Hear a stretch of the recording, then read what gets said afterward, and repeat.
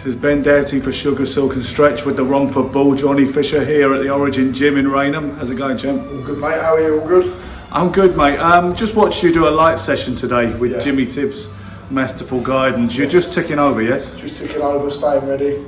We know roughly we're going to be out early next year, so just waiting on confirmation of the date, and we'll be ready to go. You've not been in the ring since August versus Harry Armstrong, which I watched at the time. It struck me as a really valuable test for you, actually. Definitely. I know what Harry Armstrong is capable of, how tough he is. He's been on the circuit a long time, sparring like some Joyce Chisora, Dubois. So I knew he was going to be tough, and it was tough, but he wasn't tough enough. So, you know, with your following, it makes it easier for you to get on these big bills because you sell a ticket, and that is the dynamics of professional boxing. How has that been for you, being almost like the semi-main event, the kind of semi-wind-up in a lot of your fights? It does make it easier to get on these events, but then you've also got to do the job when you get on the event, and I've been doing that. If I was doing it and I weren't having good performances and I weren't getting these guys out there earlier than people were expecting me to, I wouldn't be able to stay and I wouldn't sell the tickets. So part of it's down to having great loyal fans and great loyal supporters who I'm very grateful for, but it doesn't make it difficult for me. It makes me better, it makes me enjoy it more. So I'm trying to give people the best performance possible, and the last fight was a good example of that. How do you feel about the old man's celebrity in the wake of your rise to sort of stardom in boxing? I think it's great. I think if he does well, I do well. If I do well, he does well. And he's helped me with my tickets from the very beginning. He does everything to support me in a way. So if he can, I've seen him graft his whole life, working hard on the vans, selling cheese and meat from 4 in the morning. We went back up the meat market actually a couple of nights ago, and it's good to be up there. And our life has changed since then, but still stay the same people. Not too much has changed. You still got the same people around us, and we're enjoying the journey. How long it will last. Was the old man a figure in your inspiration to start boxing in the first place? Yeah, definitely. He boxed a bit when he was young. I think he had about 9 or 10 amateur fights at the Repton and Lion. He was fit as a fiddle when he was young. Played football, played county football for Essex. Played for Leighton Orient Reserve. So he was always sporty. So maybe I'll end up like Big John when I stop training. Well, we're going to say, because some of the kind of cult around your dad has been about the proclivity for eating Chinese takeaways. Yes. How are you with your nutrition and your diet when you're ticking over like now? Yeah, I'm still always eat healthily. I make sure I eat enough. That's part of the challenge of being a heavyweight. Yeah. Some people think you've got to eat minimal amounts. No, you've got to eat a lot. You've got to eat a lot of food, make it nutritionally dense. But every now and then you can treat yourself when you're not in camp. So once a week I do have a little Chinese. So you've got to keep the balance in life. Life's about moderation, and it's no different when you're an athlete. You have to be strict, but you have to do things properly. And doing things properly means sometimes allowing yourself a mental rest as well. Do you know what? One thing I've always asked fighters about, I got in trouble for asking Shannon Courtney about this because it was not a question to ask a lady, according to Eddie Hearn.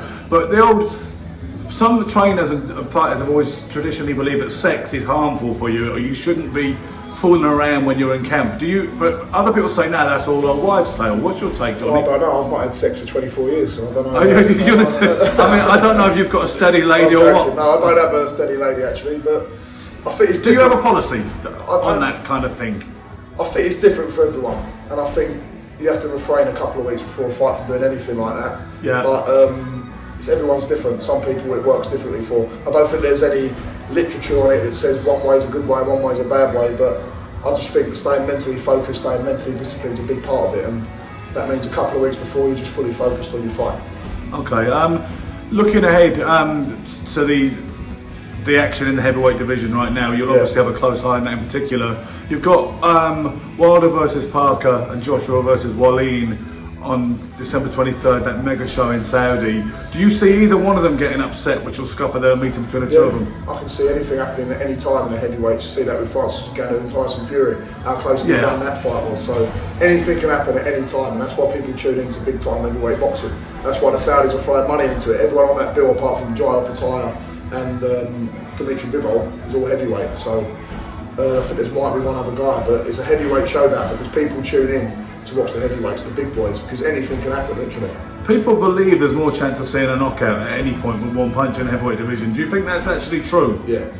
Why? Because you get murderers punching bantamweights and you get heavyweights who can't punch relatively. Yeah. Every fighter can punch, but every fighter can punch to a degree. It can happen in any weight class, as you say. But the weight, the mass behind everyone, just the punch power. If you're a bigger unit and you can transfer that body weight, there's a bigger chance. I watched Tyrone McKenna versus Lewis Croker, great fight, really tough guys. And the first 2-3 rounds, I was like, oh my God, this is an absolute war. I don't know how they're going to go the full distance like this. But then after 5-6 rounds, you realise they can take the punch, they can take the punishment. Just it too. Yeah, but listen, that can happen in the heavyweights as well, but it's just less likely to. When you've got guys that are 17, 18 stone smashing each other up, there's a likelihood that one of them shots is going to do serious damage. What's the hardest you ever been hit? There's a few different occasions. Sparred loads with Joe Joyce. Dubois given me a few good knocks I've had to wear. Loads of fighters. Chisora can punch, Wardley can punch. There's loads, but it's about keeping going. And you don't want to do too much heavy sparring all the time. We've seen a lot about this in recent times, about concussions and things. It doesn't affect me really, it doesn't really enter my psyche, because I don't think you can as a professional fighter. But after training, when you sit down with your team, you have to be sensible and think, we've got to do it the right way. And heavy sparring has its time and place, but sparring should also be about learning and trying and learning on your craft. You talk about cerebral damage and intellect and preserving and everything.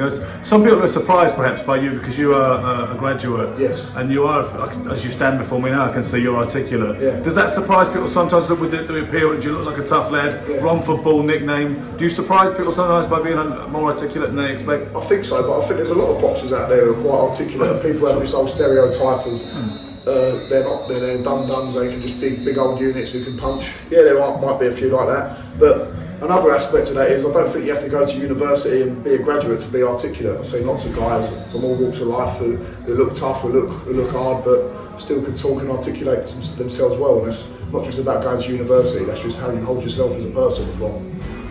Exactly, it's just because you're stereotyping. Well, Johnny, thanks very much for giving us your time today. I wish you all the best when you're next out. It's been a pleasure, thank you. Thank you, sir.